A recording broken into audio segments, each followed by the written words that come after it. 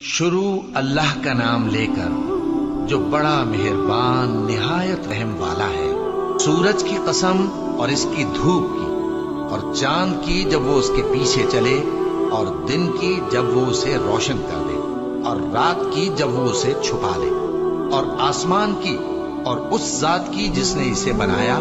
اور زمین کی اور اس ذات کی جس نے اسے پھیلایا،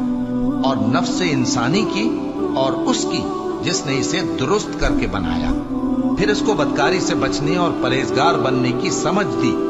کہ جس نے اپنے نفس کو پاک رکھا وہ مراد کو پہنچا، اور جس نے اسے خاک میں ملایا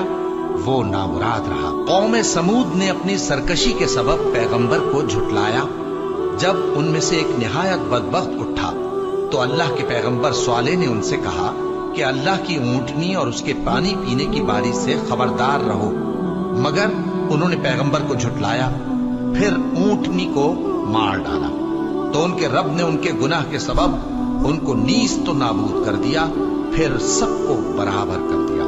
اور اللہ کو ان کے بدلہ لینے کا کچھ بھی ڈر نہیں۔